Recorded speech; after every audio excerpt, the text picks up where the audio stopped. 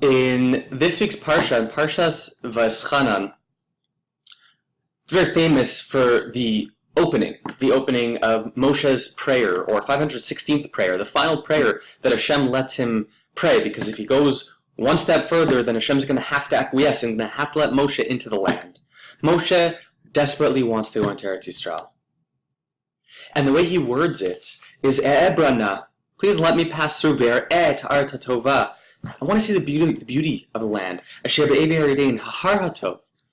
Presumably Har Bayit hazeh. V'halvanon, says Rashi, the Beis HaMikdash.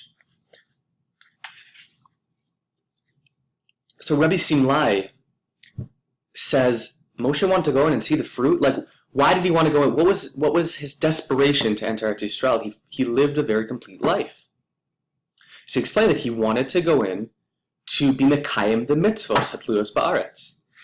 For Moshe, his existence was a religious existence, and so his reality was a religious reality. It reminds me of the story of Rav Moshe Feinstein. Rav Moshe Feinstein, one time, he was walking to the front of the bima to speak, and at some point he said, "I have to stop. I can't move. Physically, couldn't move. There was someone saying Shemona Esrei, and he's not allowed to go. There's a halacha that says he's not allowed to go within Daled Amos, within the 4 Amos in front of a person, davening Shemona Esrei, or to the side. He said, I physically can't move. There's a barrier here. It's a religious reality. There's another idea that he wanted to go in and see.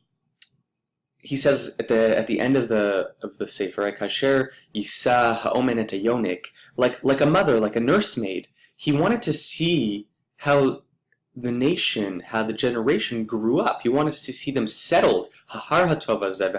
He wanted to see the transition from the Mishkan to the Beis HaMikdash. It was an expression of a spiritual relationship that defined that reality of his desire to go into Eretz Yisrael. It's just very interesting that his perspective on things was a religious one, or a spiritual one, or very much in the moment. Like we're told later in the Parsha, when we're commanded with Shema.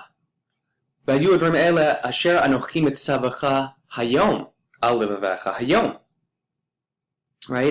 says, Lo yubenecha kidyot gma, shouldn't be like a dogma or like routine, right? Ela kechadasha kol ratzin likrata.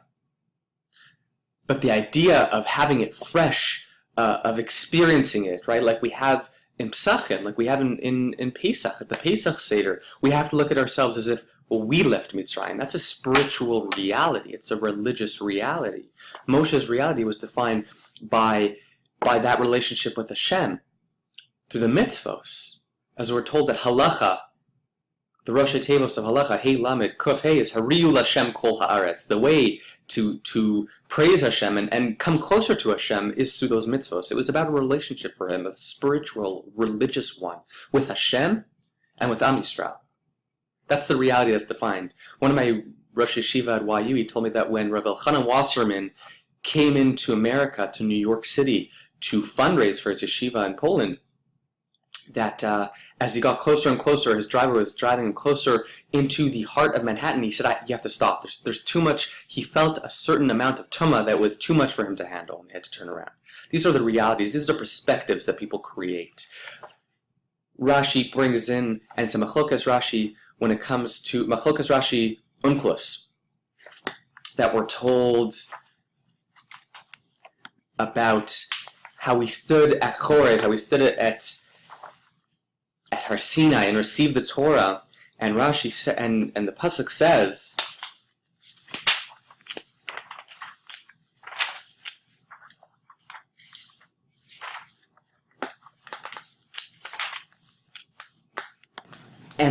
says, Adonai Eloheinu karati manu brit b'chorev. Lo et avotenu karat Adonai et brit hazot ki itanu anachnu ele po hayom kulanu chayim. No, he's standing with the second generation, the generation that didn't stand at Har Sinai, and says, the bris was with you. With us standing here today alive. So Rashi says, Lo et avotenu bilvad. The bris was obviously given to avotenu, to the prior generation that stood at Har Sinai, but it was also meant to trickle down to the next generations. But Onkelos translates it literally. La imavatana gazar Hashem yatkeyama hada Elohein Imana. It's that Hayom. We were there. That's what Moshe is telling him. Like Rav Machlis always says to people, I must have met you at Har Sinai. It's a reality that we must tap into. It's a reality far beyond our physical reality. We just left the spiritual reality of the Bein HaMetzarim, where whether we were attuned to it or not, we were all hurting. We were all suffering. It was a down time. And now we're preparing to go into Elul and Rosh Hashanah. Another serious time.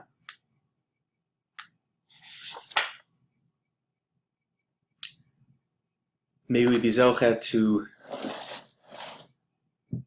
have gone through this transitional period of the Bein HaMetzarim and felt a little bit more in tune with what's really going on behind the curtains, that heightened sensitivity that is so integral to being a Jew.